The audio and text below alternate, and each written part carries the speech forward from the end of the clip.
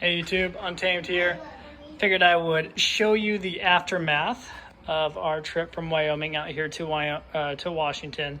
This is what all of that tape protection ended up looking like.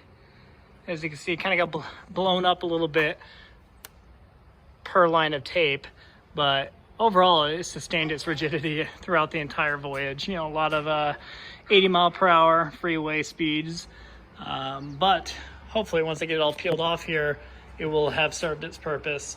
And I didn't show you guys this, but I had it on the windshield as well. I had the whole entire windshield covered. As you can kind of still see the lines through it, right? You know, just a couple layers up top, not a whole lot. And of course the mirrors, I already started kind of peeling them off a little bit on the mirrors. And oh, we got a peanut feature. And a grandma feature. And a grandma feature. I told grandma that I wouldn't feature her on YouTube, so she requested that. So we will not be featuring the grandma. But really, I just want to show you guys the aftermath of what this looked like, and I hope that it sustained its you know, it did its job. And no damage underneath it. This is the only part that I left open, not for really any good reason other than the fact that it's a little bit harder to reach as I was clearing it up, or as I was putting the tape on. This is the other section, of course. The Shelby is so dirty right now. I don't think it's ever been quite this dirty, but yeah, just want to show you guys that the dismounting process was so much easier than the mounting process, just because of what driveway we're working with here. So you can't really tell from this angle, but we are kind of at a slant downward here. So getting it off is so dirty, oh my gosh. So getting it off, so it is going downward. The entire truck is going downward right now a little bit, especially down here in the gravel. So where I dismounted it was really just 10 feet behind. So just backing up the trailer about 10 feet is where I dismounted it.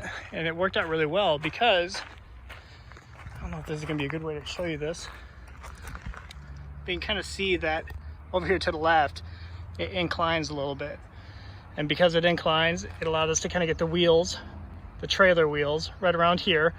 And then where it actually folded down, it folded down at the apex, at the top of the actual gravel driveway here. So I leveraged the environment the best I could here, and it worked out very, very well.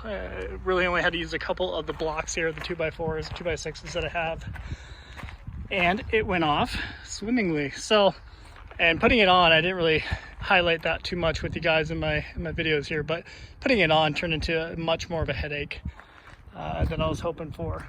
So got it on and off without any damage to the Shelby, and that is a victory. So what do you guys see that's different? I'll give you a hint. Right around this region. So ended up getting some 35 by 12.5 20 Cooper STT Pros. So I ended up getting these. Admittedly, when I started looking at them, I was kind of eyeballing, you know, with the white writing out. As you get, hey Peanut, where are we right now? Grandma's house? We are at Grandma's, but what state? Where are we at? I know. Washington. Washington. You know that. So yeah, we actually did a 5-hour driving stint today, so we're still a little tired from that. But wanted to show you that. Bye YouTube. Bye YouTube.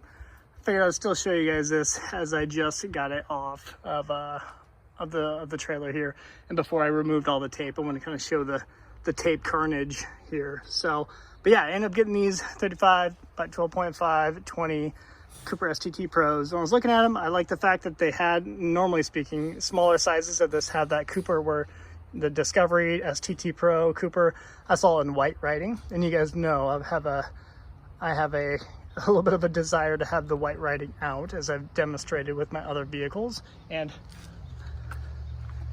Exhibit A. But turns out, I think it's anything above 18 inches, 19 and 20 plus, they do not have the white writing as an option. So not even on the insides here. I don't know if you can see too well, but they don't have it in there as well. So I was taking a little bit of a risk by putting these 35s on here by my research. I was doing a little bit of homework on it. There is not a whole lot of videos on YouTube and not a whole lot of, at least, posts on forums that I saw at first glance. Maybe after a little bit of digging I could have found something, but not a whole lot out there on 35s on a stock Ram 2500. Granted, this is the 4x4 off-road, so I think that helps a smidge. But even then, I'm not really positive, to be honest. But it worked out extremely well. Let me show you the tread pattern. A little bit more aggressive than the KO2s, that's for sure. And I'm gonna show you guys a little bit more in depth. I'll do another in-depth video where I kind of turn the front wheel full lock to kind of demonstrate that there really is no rubbing. And yeah, like I mentioned, I was super surprised that there wasn't any. So definitely impressed with the look. I think maybe could have gone bigger, but then that would have required some trimming for sure. So tell me what you guys think.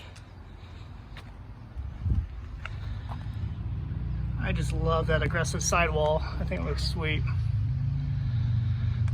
Definitely more road noise, of course, over stock, but even compared to the BFG Goodrich KO2s, substantially more road noise, as these are MTs.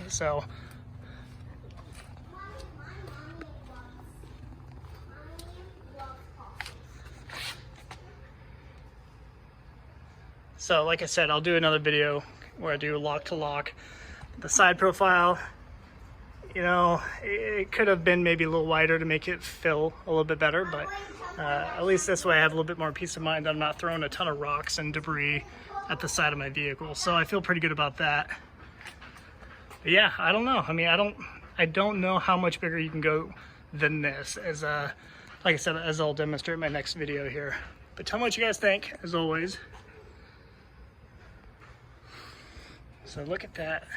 I'll show you the KO2s just for a side-by-side here for fun.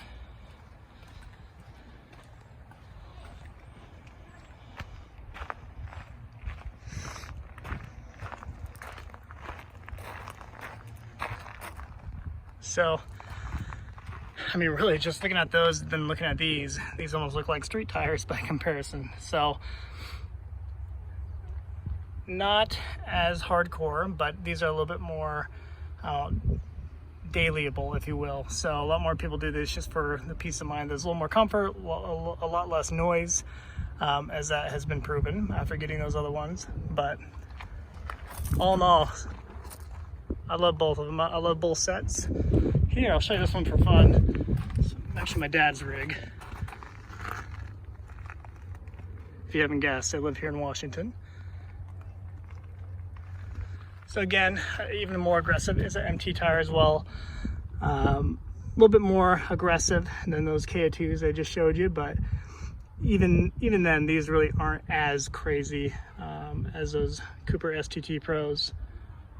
But all of them are phenomenal tires. But yeah, so I will wrap up the video there, guys. I'll be sure to share with you the overall journey experience. Bottom line though is the Ram hauled like a beast, so definitely impressed with it. More videos to come. Appreciate you watching, guys. Till next time.